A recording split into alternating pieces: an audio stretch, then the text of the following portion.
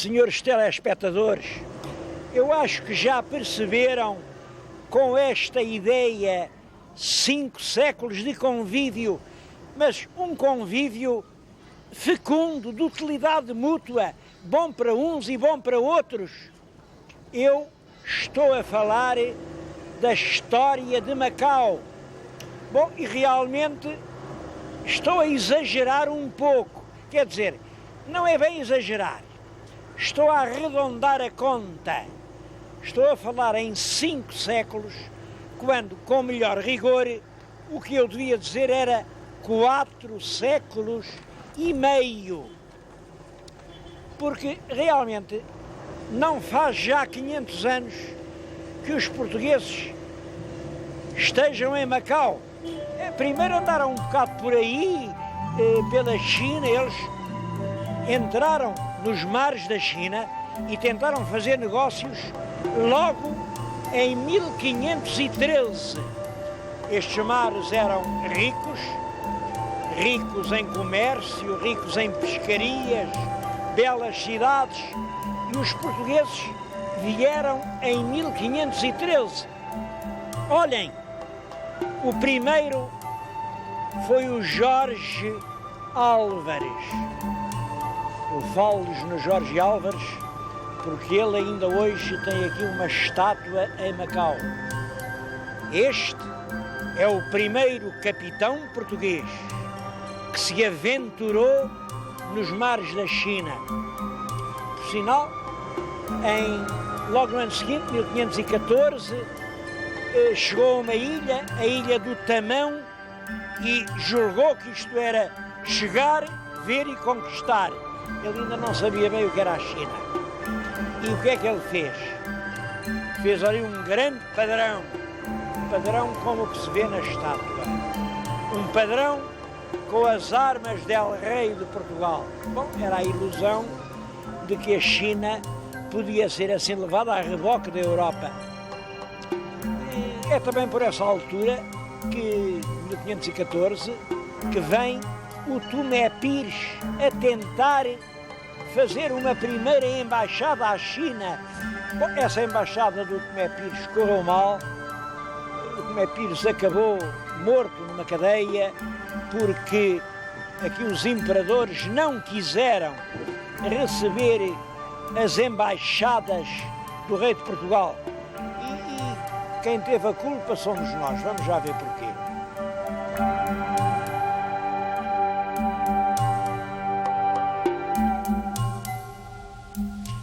É que nessa altura os portugueses já conheciam muito mundo, mas nunca tinham estado em contacto com uma civilização que era realmente superior.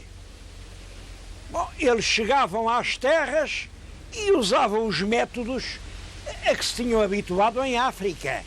Métodos de força, de brutalidade, muitas vezes saqueavam as terras, roubavam o que não era deles, violavam as mulheres, e é claro que isso desencadeava uma fortíssima reação. É isso que explica que eles tenham tentado instalar à portuguesa em Liampó. O nosso Fernão Mendes Pinto conta isso com muita graça. Bom, mas em 1544 vieram os chineses e expulsaram-nos de Liampó com uma chacina de portugueses.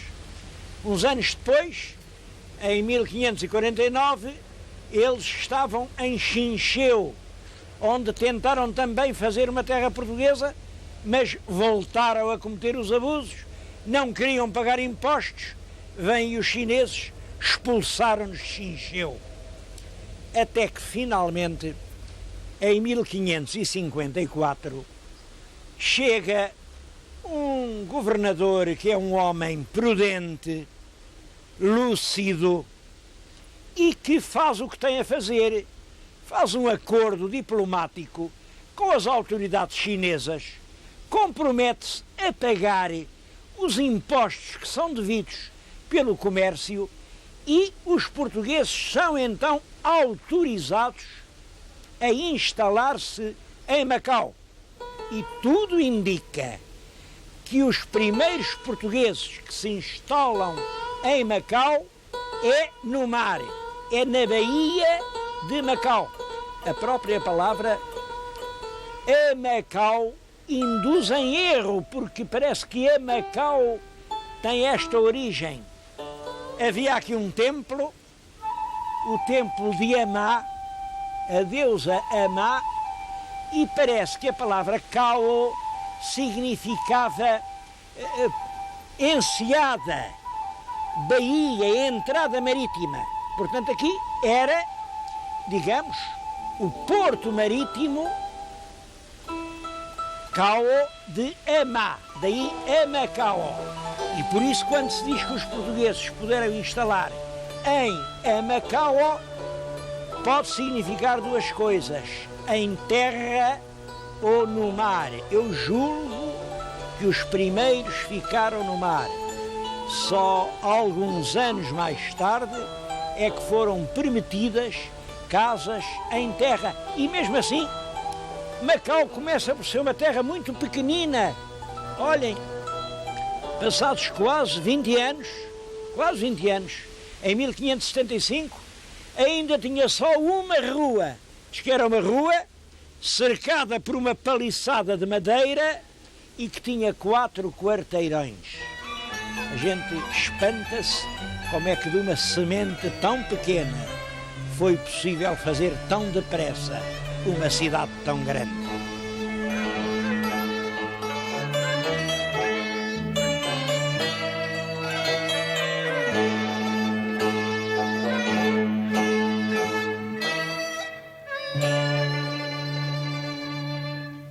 Isto são vestígios das primeiras construções portuguesas em Macau. São certamente obra dos religiosos da Companhia de Jesus, porque foram os missionários jesuítas os primeiros que tiveram ordem para fazer aqui casa de pedra e cal.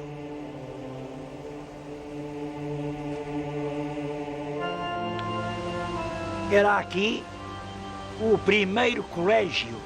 Foi fundado em 1571 e foi recentemente, já este ano, descoberto. Isto é o próprio lajedo que os primeiros missionários pisaram. Junto do colégio não tardou que viessem a construir, uns anos depois, claro, uma grande igreja. Em 1602, os padres da Companhia inauguraram a Igreja de São Paulo, cuja fachada é esta que temos na nossa frente, e todos sabem, é uma espécie de ex-libris da cidade de Macau. Esta fachada, ela hoje é só a fachada porque houve um grande incêndio, destruiu o interior. Aliás, os muros à volta eram de simples taipa, mas a fachada, que era de blocos de granito, continua em pé. É um dos mais extraordinários monumentos do barroco português. Reparem como na fachada se vêem ao mesmo tempo que os espíritos asiáticos, aquelas figuras estranhas e contorcidas, e a vida essencial da China, com aquelas grandes palmeiras. E lá está o navio, a caravela que trouxe os padres portugueses. Isto é uma fachada a dizer que o mundo é todo um e que Deus, há apenas um Deus. Porque esse é um dos pontos muito importantes da ação desenvolvida a partir de Macau. Estes padres da Companhia de Jesus aceitaram morrer para propagar a sua verdade, mas nunca aceitaram matar. Eu comovo-me quando falo neles, porque devo-lhes dizer, para mim é realmente horroroso matar alguém por causa das suas ideias, mas é simplesmente admirável aceitar morrer por causa das nossas próprias ideias.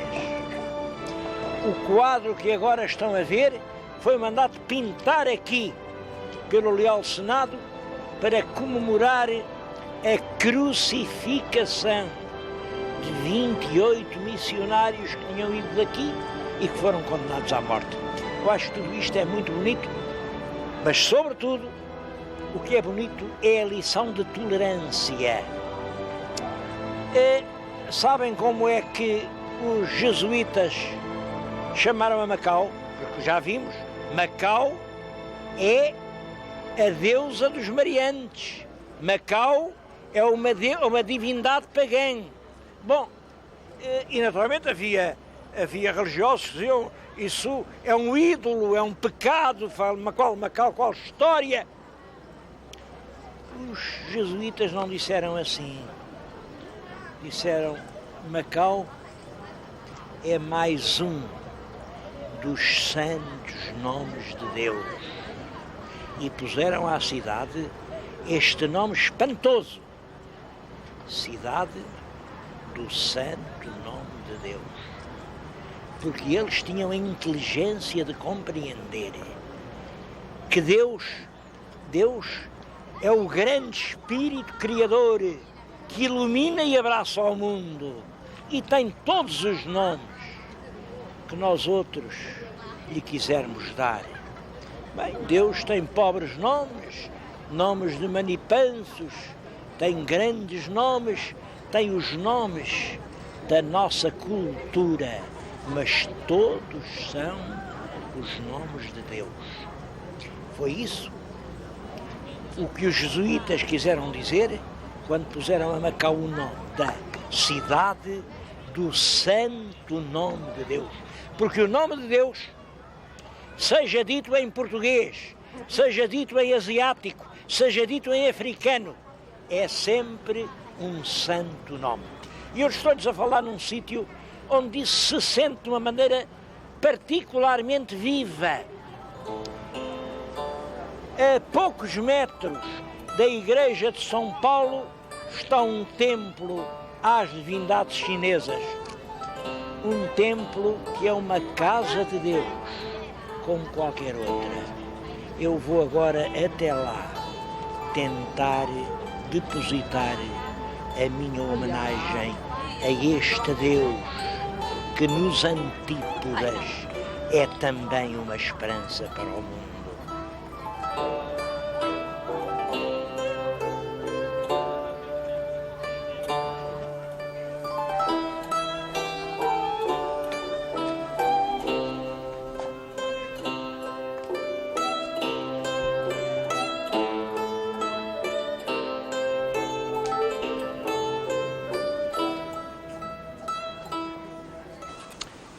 Os historiadores têm procurado um ato, um tratado, uma data certa da autorização da fixação dos portugueses em Macau. E é claro, não a têm encontrado, porque não houve esse ato formal. Isto foi uma coisa muito à portuguesa e muito à chinesa. E nunca ninguém disse que sim, mas também nunca ninguém disse que não. A gente foi estando, isto era das vantagens de todos. Imaginem o grande império chinês, sem uma porta, sem um postigo sequer aberto para o grande mundo europeu. Bom, pois Macau serviu para isso. Era aqui, nesta restinga, nesta pequena península, que se estabelecia o ponto de contacto entre o Oriente e o Ocidente. Era aqui que se faziam os negócios da China. Era, por exemplo, aqui que chegava a prata fina do Japão. Naturalmente que uma coisa destas não tardou a desencadear rivalidades, invejas, sobretudo depois que vem o domínio filipino, os holandeses, que eram inimigos dos espanhóis, disseram: a gente também quer. E houve várias tentativas holandesas para se apoderarem de Macau. Vou-lhes falar de uma que ficou célebre.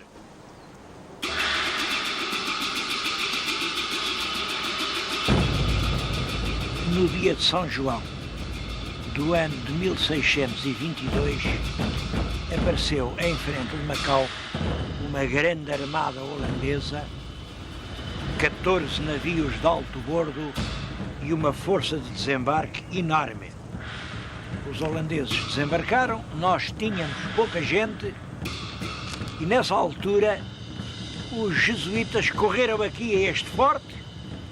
Era o Forte de São Paulo, está ao pé da igreja de São Paulo, e um deles, o Padre Ró, que estava cá de passagem, mas parece que era um bom artilheiro, dirigiu-se a um destes canhões, apontou com muito cuidado, fez o tiro. Então não é que o tiro vai cair mesmo no poiole da pólvora da armada holandesa. Claro, o navio foi pelos ares, tudo quanto estava à volta ficou desconjuntado e os holandeses desanimados retiraram. Ainda hoje, em recordação desse acontecimento, o dia de São João é o dia da cidade aqui em Macau. Porque, é claro, não houve nenhum macaense, nem nenhum português, que atribuísse o valor ao Padre Ró, que era bom artilheiro. Disseram todos que foi milagre do São João, cujo era o dia. É claro, os meus telespectadores estão a ver, aqui está aqui o canhão, só que na frente vêm arranha-céus. Mas naquela altura era mar. Toda esta região foi já construída em terrenos ganhos ao mar. Estes arranha-céus que veem são a cidade nova, construída em aterros. Falo-lhes nesta guerra dos holandeses por uma razão. É que sempre, neste e nos outros episódios que ocorreram, a população chinesa esteve do lado dos portugueses contra os holandeses. Estes canhões nunca serviram contra a China. Contra a China nunca tivemos guerra.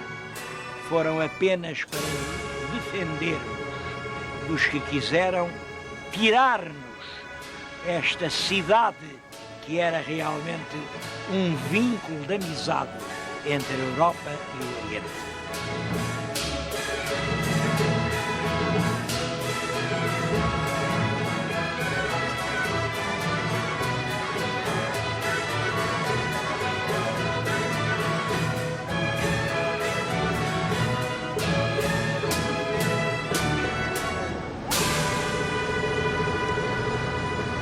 Senhores telespectadores, sei perfeitamente que estas minhas simples palestras de divulgação cultural não são o lugar indicado para aparecer agora a dizer teses, coisas novas, diferentes do que se disse. Bom, mas reparem, por outro lado, que eu não posso dizer senão aquilo de que estou convencido. Ora bem, eu estou realmente convencido de que esta forma de formação da cidade de Macau, uma gente que começa a instalar-se em terra, sem ser por ordem de ninguém, sem autorização de ninguém, sem decretos do governo, sem providências do rei, mas que chega, aumenta, cresce. A certa altura é essa gente que segrega os seus próprios órgãos de governo. Estou-lhes a dizer isto em frente do Leal Senado de Macau. O Leal Senado é precisamente a forma de governação que os moradores, os comerciantes, os chatins que por aqui se encontravam, a certa altura estabeleceram para governar a cidade. O Leal Senado chegou até hoje como instituição própria, hoje tem praticamente as funções de Câmara Municipal de Macau. É claro que a certa altura, a partir ali quando começa a centralização de Lisboa, começam a nomear os governadores. Vêm muitos governadores, os retratos deles todos estão expostos no grande salão nobre do Palácio de Santa Sancha, que é hoje a sede do governo. Estão a vê-los. São realmente portugueses ilustres, porque governar Macau foi sempre considerado um altíssimo posto, mas o leal Senado nunca esteve na dependência completa dos governadores, até chegou a haver atritos sérios. Bom, lá tem os governadores todos. Eu, neste caso, não posso deixar de referir o nome de um, o último. É o general Rocha Vieira. Ele está aqui há 5 anos e eu quero lhes dizer que nunca vi, em 5 anos, uma terra crescer tanto. Hoje Macau é uma grande capital. As coisas novas são inúmeras.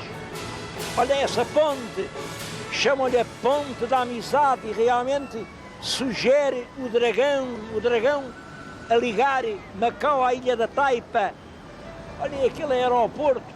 O aeroporto foi construído onde outrora era o mar, e hoje é possível, em 14 horas, voar de Lisboa a Macau, estar aqui 2 dias e voltar outra vez.